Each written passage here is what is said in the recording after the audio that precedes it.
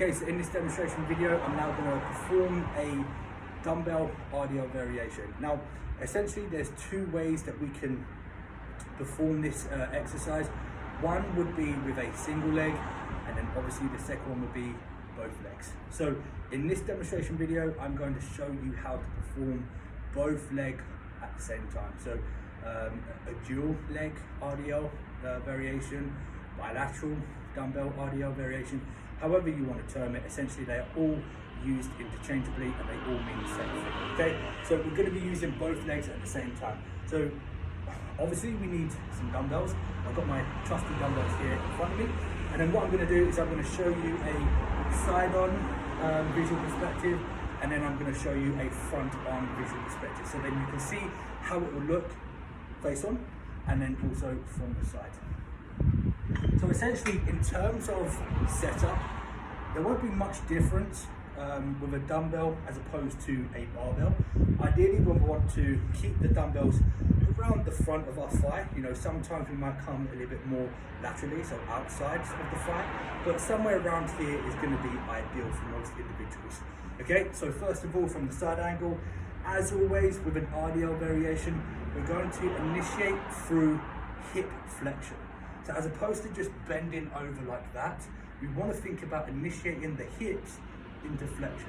So as you can see there, if I just move the dumbbell, initially what I'm doing is I'm doing that. I'm driving the hips back into hip flexion.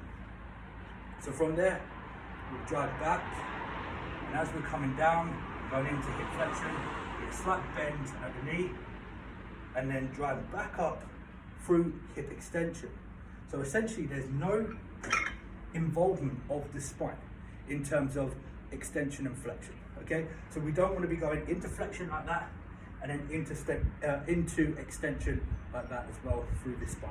It's all coming through the hips and the knee joint. So without the dumbbells, we want to drive the hips back into flexion, and then when we get to that length and range through the hips of the hamstrings, we then have the knee joints coming into play to allow for a little bit more range of motion through that hamstring.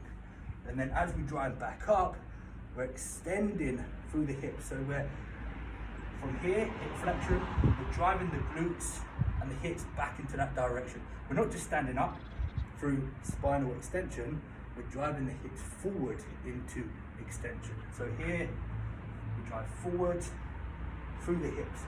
Think about that internal cue of squeezing your buttocks and pushing them forward towards the wall in front of you. So now with the dumbbells, this is how it will look.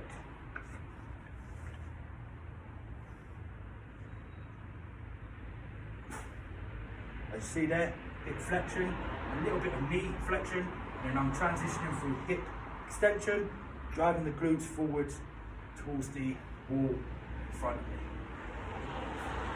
And then from a front view, it will look like this.